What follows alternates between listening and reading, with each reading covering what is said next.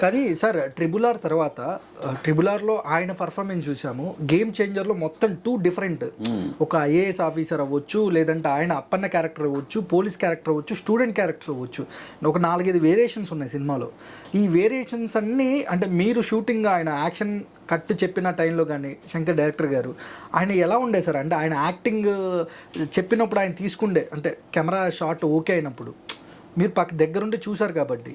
ఆయన డైరెక్టర్ శంకర్ గారు, రజనీకాంత్ గారు ఉన్న, చిరంజీవి గారు ఆయనతో పాటు యాక్ట్ చేసిన, ఇంకొక హీరో యాక్ట్ చేసిన, ఆయనకి అవుట్పుట్ కరెక్ట్గా రీచ్ అవ్వాలి, రీచ్ అయ్యాక కట్ చెప్తాడు ఓకే అని. ఆయన నెంబర్ ఆఫ్ టేక్స్ అడుగుతారు, అడిగినా కూడా హీరో గారు అలా నవ్వుతూనే వచ్చేస్తాడు ఆయన. కానీ సింగిల్ టేక్లో చాలా వరకు జరిగినాయి అలాగా.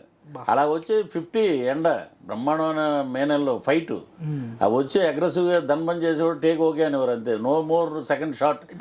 ఇంతమంది హీరోస్తో చేసినా కూడా ఓన్లీ రామ్ చరణ్తో చేసినప్పుడు ఆయన షూటింగ్ స్పాట్ అవ్వచ్చు, సింగిల్ టేక్లో ఓకే చేసిన ఏకైక హీరో రామ్ చరణ్ అని కూడా మేము అన్నాడు ఆయన.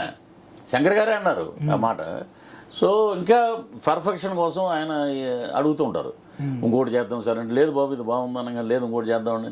అలాగా ఆయన ఇంకొంచెం అప్లో తీసుకెళ్లే విధంగా మళ్ళీ ఇంకో టేక్ చేయటం, అలాగా చాలా చూసాం మేము. ఆయనలో నాకు నచ్చింది ఏంటంటే నటుడుగా ఆయన హిమాలయ శిఖరాలు, అలాగే ఒక మనిషిగా ఒక బ్రహ్మాండమైన మానవతావాది, అద్భుతం. చిరంజీవి గారి మెగాస్టార్ ఆ బాధ్యతలు, ఆ వారసత్వం పుచ్చుకున్న ఏకైక నటుడు ఎవరంటే గ్లోబల్ స్టార్ రామ్ చరణ్.